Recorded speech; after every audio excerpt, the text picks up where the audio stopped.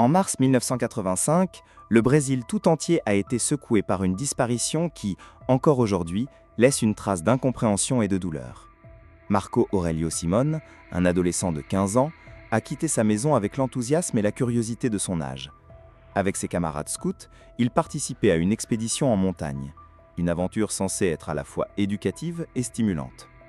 Mais cette sortie, organisée avec soin par des adultes responsables, allait se transformer en l'un des mystères les plus troublants du pays.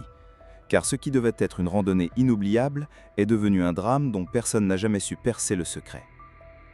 Le 23 mars, le groupe s'aventure dans la Serra dos Orgões, une chaîne montagneuse connue pour ses paysages magnifiques, mais aussi pour ses reliefs difficiles. Les jeunes scouts, encadrés par leur chef, progressent dans des conditions parfois éprouvantes, mais Marco, toujours souriant, semble s'adapter sans peine. Il n'a pas peur de l'effort, il aime l'aventure. Et, selon ses proches, il est même celui qui encourage les autres quand la fatigue se fait sentir. Mais à mesure que la journée avance, l'itinérage devient plus exigeant.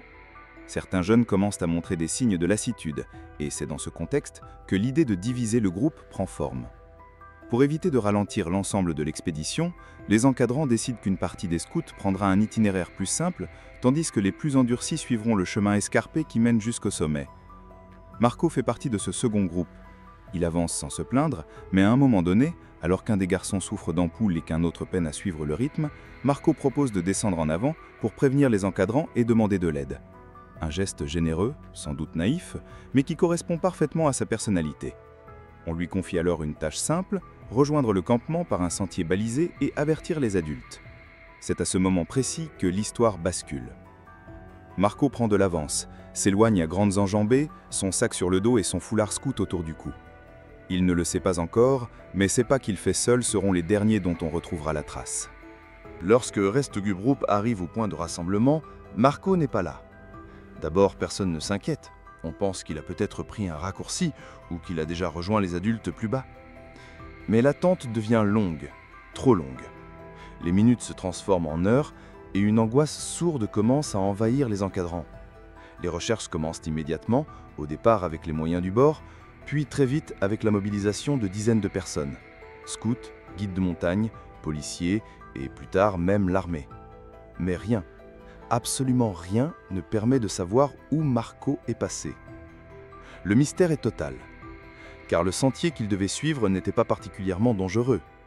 Bien sûr, la montagne reste imprévisible, mais la zone n'avait rien d'un piège mortel. Aucun ravin abrupt, aucun cours d'eau violent, aucune falaise soudaine sur ce tronçon précis. On pourrait croire à une chute, mais alors on aurait retrouvé au moins une trace, un sac, un foulard, une chaussure. Pourtant, malgré des semaines de recherche intensives, rien n'apparaît. Marco semble littéralement s'être volatilisé. Au fil des jours, l'affaire attire l'attention des médias. Les journaux brésiliens relaient l'histoire d'un adolescent souriant et apprécié de tous, disparu dans des circonstances incompréhensibles. Des rumeurs commencent à circuler, certaines plausibles, d'autres beaucoup plus étranges. A-t-il pris un mauvais chemin et s'est-il perdu dans la densité de la forêt? Possible. Mais comment expliquer que les battues organisées n'ont trouvé aucun indice, pas même un vêtement accroché à une branche? Certains parlent d'un accident mortel, suivi d'une dissimulation, volontaire ou non, par d'autres personnes présentes ce jour-là. D'autres encore avancent des hypothèses plus sombres. Un enlèvement, une fuite orchestrée, ou même une intervention extérieure difficile à croire. Ce qui choque le plus, ce n'est pas seulement la disparition, mais le silence de la montagne. Comme si elle avait avalé Marco sans laisser la moindre trace. Ses parents, dévastés, refusent d'abandonner l'espoir. Sa mère, notamment, croit fermement que son fils est encore vivant quelque part. Elle consacre des années à chercher des réponses, sollicitant les autorités, parlant aux journalistes, fouillant les pistes les plus improbables. Mais plus le temps passe, plus le mystère s'épaissit. L'affaire de Marco Aurelio devient alors une énigme nationale, un drame où se mélangent douleur familiale, incapacité des autorités et fascination collective pour un mystère sans fin. Et au cœur de tout cela, une question obsédante.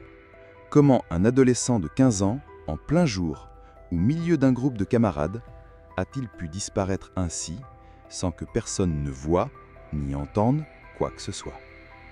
Le silence pesant de cette affaire a peu à peu alimenté les rumeurs les plus folles. Certains habitants de Canelas ont évoqué la possibilité d'un enlèvement, arguant qu'un enfant ne pouvait pas disparaître ainsi sans laisser de traces. D'autres pensaient à une chute mortelle dans l'un des gouffres qui parsèment la région, dont les profondeurs n'ont jamais été totalement explorées.